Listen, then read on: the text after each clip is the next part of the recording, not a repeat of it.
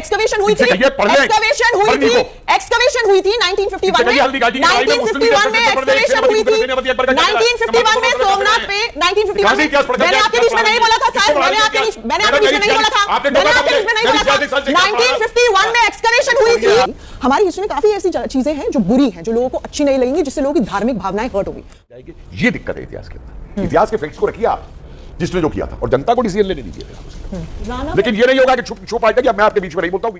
और उसमें पुलकेशिन II जब हार गए थे, उनकी पीठ पे विजया गड़वा दिया था। उस समय टैटू तो होते नहीं थे, तो आग से जलवा के वहां विजया गड़वा दिया, ताकि उनको याद रहे ताउम्र कि उनके ऊपर कॉन्क्वेस्ट हो गया, उनकी विजय हो गई है, और वो नरसिम्हा वर्मन ने किया। आज भी वो एक टेंपल पे ग्रांट मौजूद है। आप क्या उस टेंपल को हटाएंगे, उस इंस्क्रिप्शन को हटाएंगे?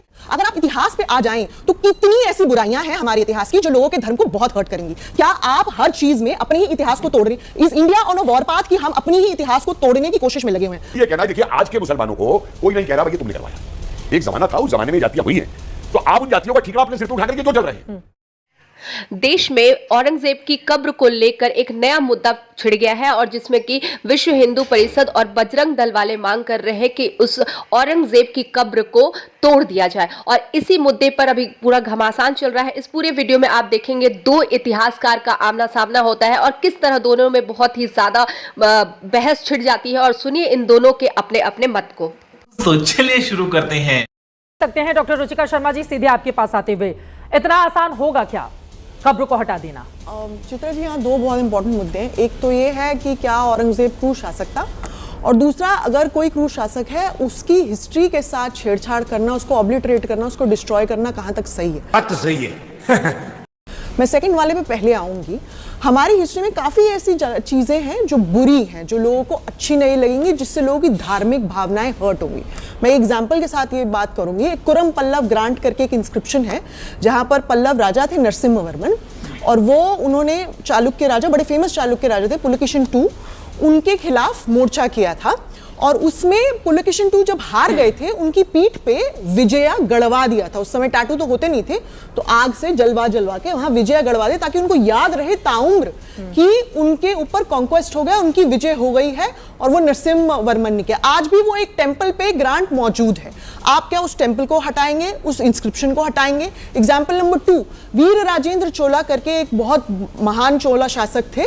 उन्होंने उनके अगेंस्ट अटैक हुआ था, चालुक्य राजा सोमेश्वर ने किया था। उनकी आर्मी का नेतृत्व जो कर रहे थे चामुंड राजा, उन्होंने चामुंड राजा का धड़ सर से अलग करवाया। उनकी एक बेटी थी नगलाई करके, मोरनी के समान सुंदर है, ऐसा इंस्क्रिप्शन में लिखा गया। करंडाई प्रशस्ति जाकर लोग पढ़ सकते हैं।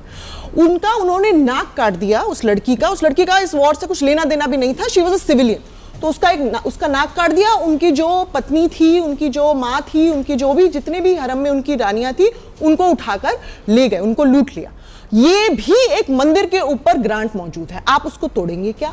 क्योंकि भाई कितने लोगों की इससे धार्मिक भावनाएं हर्ट होती हैं। मेगुदी टेंपल करके कर्नाटका में एक टेंपल है, जो कि पहले जैन टेंपल था, उसको फिर बाद में कन्वर्ट करके शिव टेंपल बना दिया गया है। आज भी वहां जिना की मूर्ति मौजूद है, बीच में टूटी पड़ी हुई, जिसको भभूत से ढक दिया गया है। आप उस मंदिर को तोड़ेंगे क्या? आप उस मंदिर को हटाएंगे क्या? अगर आप इतिहास पे आ जाएं तो कितनी ऐसी बुराइयां हैं हमारे इतिहास की जो लोगों के धर्म को बहुत हर्ट करेंगी। क्या आप हर चीज में अपने ही इतिहास को तोड़ रहे? Is India on a war path कि हम अपनी ही इतिहास को तोड़ने की कोशिश में लगे हुए हैं? बाबरी पहले ही हो चुका है, सुप्रीम कोर्ट का जजमेंट आया था, it was an illegal demolition. अब आप फिर से यही बात शुरू कर देंगे? और हमने देखा था Babri was such an explosion, किसी ने भी नहीं सोचा था कि पूरा का पूरा मस्जिद आप ढा देंगे। आप फिर से ऐसी बात कर रहे हैं, सच इंसेंडरी टॉक्स, जिससे लोगों की भावनाएं भड़क सकती हैं, जो कि हिस्ट्री को फिर से डिस्ट्रॉय कर सकते हैं। मुझे लगता है बहुत ही डेंजरस है। ऐसा सोचना भी इलीगल होना चाहिए इस कंट्री में, कंसिडरिंग हमारे पास कितने ऐसे एग्जाम्पल हैं। एंड लास्ट एक मैं बहुत बात इंपॉर्टेंट कहना चाहूंगी। हम औरंगजेब को बहुत क्रूर शासक मानते हैं, मुझे लगता है उनकी हिस्ट्री इनकम्प्लीट बताते हैं। कई लोग इसको महिमा मंडन कहते हैं, मैं कहती हूँ हिस्ट्री उनकी इनकम्प्लीट है। अगर आप उनकी ग्रांट्स की लिस्ट देखेंगे, जो टेंपल को उन्होंने ग्रांट दिया, 1699 में एक टेम्पल है गोपमाऊ में, नौनिध राय करके उनकी इंस्क्रिप्शन है कि नौनिध राय ने यहाँ मंदिर बनवाया। औरंगजेब ने पैसे दिए टैंक बनवाने के लिए, शिव का मंदिर बनवाने के लिए। चित्रकूट बालाजी करके टेम्पल है, चित्रकूट में, अयोध्या के पास है। वहां पर एक बहुत बड़ा फरमान मौजूद है कि उस समय के जो टेम्पल के महंत थे, महंत बालकदास निर्वाणी, उनको बहुत बड़ा ग्रांट मिला। उनके सानिध्य में टेम्पल बना। आप टेम्पल को जाके देखेंगे वो पूरे मुगल चारचाला स्टाइल में बना हुआ है। दाऊजी महाराज करके एक टेम्पल है, वहां भी इंस्क्रिप्शन मौजूद है कि औरंगजेब ने पैसे लगाए तो ये मंदिर बना, मंदिर का टैंक बना, मंदिर का नक्कार खाना बना। सोमेश्वर देव इलाहाबाद में एक टेम्पल है, वहां पर भी एक धर्म डंडा करके वहां लिखा हुआ है कि औरंगजेब आए, उन्होंने 16 मंदिरों को ग्रांट दिया इलाहाबाद में, बाकायदा वहां इंस्क्रिप्शन मौजूद है। सोमेश्वर देव टेम्पल को दिया ही दिया। महाकालेश्वर मंदिर उज्जैन का, वहां पर हमारे पास मालवा के सूबेदारों का फरमान मौजूद है, जहां पर औरंगजेब ने बोला कि यहां पे नंदन दीप जो जलता है उनका, वो प्रज्वलित रह सके, इसीलिए 4 सेर घी का इनको पैसा मुहैया होना चाहिए, उसके लिए उन्होंने टैक्स फ्री लैंड ग्रांट्स दिया। फिर उसके बाद जैन्स को कितने ग्रांट्स दिए उन्होंने, शांतिदास जवाहरी करके सबसे बड़े फंडर थे औरंगजेब के एम्पायर में, मुगल एम्पायर में सबसे ज्यादा फंडर शांतिदास जवाहरी थे। उन्होंने अबू, गिरनार और शत्रुंजय के टेम्पल्स को ग्रांट दिया। किसने दिया? औरंगजेब ने दिया। उसके बाद मंगलदास बैरागी को ग्रांट किसने दिया? औरंगजेब ने दिया। गरीबनाथ सन्यासी को ग्रांट किसने दिया? औरंगजेब ने दिया। रामजीवन गोसाई को बेनी माधो ग्रांट का किसने दिया? बेनी माधो घाट का ग्रांट किसने दिया? औरंगजेब ने दिया। गुरु हर राय जो सिख गुरु हैं, उनके जो बेटे राम राय, उनको देहरादून में टैक्स फ्री लैंड ग्रांट किसने दिया? औरंगजेब ने दिया। मुझे लगता है हम औरंगजेब की हिस्ट्री इनकम्प्लीट बताते हैं। उनके समय में महिमा मंडन होनी चाहिए। महिमा मंडन नहीं, महिमा मंडन नहीं है। इतने सारे मंदिर के लिए दान दिए तो इसका मतलब वही है ना। ठीक है, मुझे लग रहा है मैं आपकी बात, गुरु तेग बहादुर की हत्या करवाई, सिर कलम करवाया, न जाने कितने मंदिर तोड़े, दोनों ही तरफ के पक्ष होते। मुझे लग रहा है कपिल जी से सवाल ले लेती हूँ, उसके बाद में आ रही हूँ। हाँ, नहीं, आपने बहुत अच्छे तरीके से, तो आप धार्मिक मतभेद फैला रहे हैं। पूरा इतिहास बताइए। प्रोफेसर कपिल कुमार जी, क्या आप लोग एक तरफा इतिहास बताते हैं जैसा कि वो अभी एक तरफा तो आपके सामने बताया गया। इन्होंने सिर्फ ये बता दिया कि काका उन्होंने ग्रांट दी। हाँ। इनके मुंह से ये तो नहीं निकला कि मथुरा तोड़वाया, इनके मुंह से ये तो नहीं निकला कि ज्ञानवापी तोड़वाई। तो एक तरफा का तो सबूत आपके सामने अभी आ गया सामने निकल करके। अगर उन्होंने 10 किसी मंदिर दूसरे को तोड़े देखिए, तो मैं उन्होंने बीच में 20 बोला। मंदिरों को ग्रांट मैं दिया आपके बीच में नहीं बोला। है।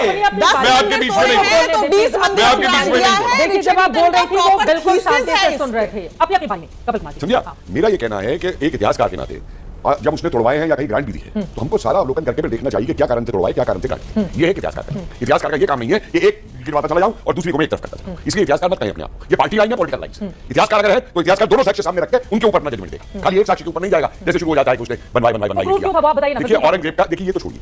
अब दिक्कत ये है कि ये लोग इंडिपेंडेंट सोर्सेज है उस पीरियड के। मनुष्य को पढ़ा 5 वॉल्यूम मनुष्य के। ये तो छोड़िए, संगीत को नहीं छोड़ा, संगीत बैन करा दिया अपने राज में। और जब संगीतकारों ने एक को कहते हैं जैसे प्रोटेस्ट जुलूस निकाला है, वो लेकर के तो लिखता है कि इसने कहा कि इनको इतना नीचे जमीन में गड़वा दो कि संगीत दोबारा उठा। ये फैक्ट है। इन्हीं की एक बड़ी वो भी महिमा मंडन कर रही थी, वो नॉर्वे की स्कॉलर है औरंगजेब का। क्या लिखती है कि औरंगजेब धर्म परिवर्तन नहीं करवाता था, क्योंकि और सबूत क्या दे रही है, क्योंकि उसके दरबार में जो रिकॉर्ड आता था धर्म परिवर्तन का, वो नंबर बहुत कम होता था। तो मैंने जब पूछा कि भैया नंबर बहुत कम होता था, रिकॉर्ड मंगाता क्यों था औरंगजेब? इसका मतलब साफ है कि धर्म परिवर्तन करवाता था, नहीं तो रिकॉर्ड मंगाने की जरूरत क्या औरंगजेब को? तब तो आप एक ऐतिहासिक खोज की दृष्टि से बात कर रहे हैं। आप हर चीज को क्वेश्चन कर रहे हैं। इतिहासकार का काम है क्वेश्चन करना हर चीज को, ना कि इस तरीके से एक तरफी की चीज लेकर के चले जाना पूरे। अब बताइए 40,000 का कत्लेआम किया गया था नागरिकों का चित्तौड़गढ़ के अंदर अकबर द्वारा। उन्हीं के हिस्टोरियंस लिख रहे हैं, अकबरनामा में लिखा हुआ है, मैंने नहीं लिखा। 20,000 का कुंभलगढ़ में किया गया था। ठीक है, उसको आप महान कहेंगे, उसको आप किताब से हटा देंगे, एनसीईआरटी अपनी राजस्थान की। और राणा प्रताप जो अपनी देश की आजादी के लिए लड़ रहा था, उसको आप महान कहने से पीछे हट जाएंगे। ये दिक्कत है इतिहास के अंदर। इतिहास के फैक्ट्स को रखिए आप, जिसने जो किया था, और जनता को डिसीजन लेने दीजिए फिर आप उसके। लेकिन ये नहीं होगा कि छुप आ जाए। अब मैं आपके बीच में नहीं बोलता हूं, बीच में मत। नहीं बोलेंगे, अपना अलग से बोलिएगा। मुझसे बताइए, ये मुगल पीरियड का गिना देंगी मुझे कि कहां जीतने के बाद में कितने नरसिंह। और ये बात कर रही है सोमनाथ से लौटते हुए, इसने मलिक गफूर ने खुद इनका बरौनी लिख रहा है, बरनी लिख रहा है कि दुनिया का सबसे पहला इतना बड़ा कत्लेआम पहली बार हुआ है। क्यों? वहां की सोमनाथ की मंदिर की मस्जिद तोड़ करके, जिसे ये कहते हैं कि केवल लूट थी, तो मस्जिद को फिर उस पे बैलगाड़ी पे रख के दिल्ली क्यों भेजा गया था? उसको मूर्ति को वहां से तोड़ करके क्यों दोनों रावल राजा की रानियां जो हैं उनको और उसके अलाउद्दीन के हरम में डाल दिया गया था, जिनका धर्म परिवर्तन करवा के एक से कुछ शादी करता है, अपने हरम में डालता है, दूसरे से अपने बेटे की शादी करवा के उसे हरम में डालता है। और इरफान हबीब और निजामी क्या लिखते हैं इन्हीं की लेफ्टिस्ट किताब में?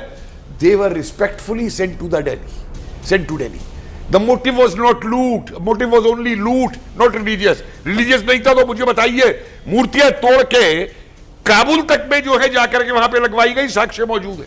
क्यों तोड़ी गई मुझे बताइए आप। मेरा इसलिए कहना है, देखिए आज के मुसलमानों को कोई नहीं कह रहा भाई ये तुमने करवाया। एक जमाना था, उस जमाने में ये जातियां हुई हैं, तो आप उन जातियों का ठीकरा अपने सिर पे उठा करके क्यों चल रहे हैं? और ये बार बार इस चीज को उठाना आपकी किसने शुरू किया? अबू आजमी ने शुरू किया, बीजेपी ने शुरू नहीं किया।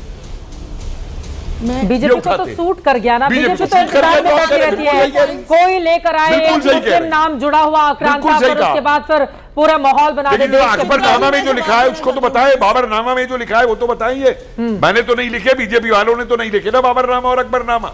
ठीक है, उन सोर्सेज को यह लगा। देखिए सीपीएम गवर्नमेंट ने बंगाल में ये ऑर्डर तक निकाले थे, रिटर्न ऑर्डर उनका मौजूद है कि कोई भी ऐसी किताब हिस्ट्री में नहीं पढ़ाई जाएगी जिसके अंदर ये बंदे तोड़ देंगे और उसकी बात कही गई। आप छुपाएंगे तो रिएक्शन होगा। रुचिका शर्मा जी आप जल्दी से जवाब ले लीजिए। अनुमा जी आपके पास, मैं प्रदीप जी आपके एक मिनट, चार पांच चीजों की बात हुई है, फटाफट क्लियर कर दूं। सबसे पहले तो राणा प्रताप की लड़ाई अकबर से कम मान सिंह से ज्यादा हुई थी। ये राजपूत वर्सेस अदर राजपूत है। ये मान Singh was completely against Rana Pratap. Shivaji को कौन पकड़ के लेकर आया था? औरंगजेब ने पकड़ के लेकर आए थे, मिर्जा राजा जयसिंह लेकर आए थे। तानाजी के साथ किसकी लड़ाई हुई थी? उदयमान राठौड़ की। औरंगजेब के समय में 33% of the Mughal workforce was Rajput.